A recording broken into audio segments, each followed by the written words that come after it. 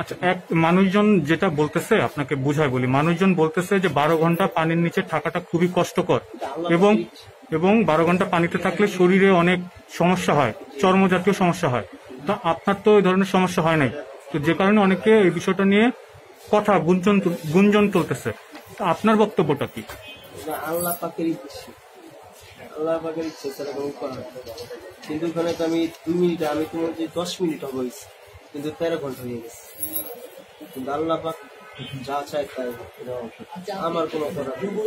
আমি তো ওইখানে মৃত্যুবরণ করতে পারতাম, কিন্তু আল্লাহ তাহলে ওইখানে আমার জায়গা রেখেছে। আপনি যখন উঠার চেষ্টা করেছেন কয়বার, বা ডুবুরি দল যে আসছে তখন সাড়া পেয়েছেন কিভাবে? আমি উঠার চেষ্টা করি নাই, কিন্তু আমি জায়গা দেখতেছি, জায়গা বাইরনের কোনো জায়গা আছে। আচ্ছা আচ্ছা। এই কিন্তু বাইরনের থেকে ওই ফর্মটাই আমার কাছে বারবারে ধর খাইতেছে। আর একটা লাশ ছিল, চিংড়ির লাশটা কষ্ট করবো, লাশটা আমি আড্ডা দিরা বাইক করে দিচ্ছি।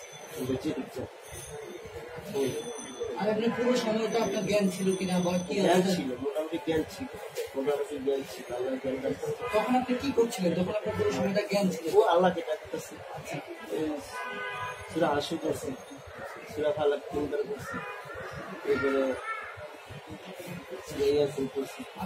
আপনি তখন কি পেটের ভিতরে কোনোভাবে পানি ঢুকেছে কিনা, পানি খেতে পানি সম্ভব হয়তো বা প্রথম অবস্থায় খাইছি, কিন্তু পেশাব করার পর আমার পেট ক্লিয়ার হয়ে গেছে। আমি ওখানে পানি খাওয়া ছাড়াই আপনি দেখেছিলেন?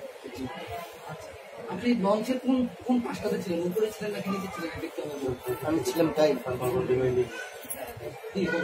ডাইনে ছিলাম, ওই মেশিন রুমের ডাইনে দিচ্ছি। লঞ্চের উপরে ছিলেন না নিচে?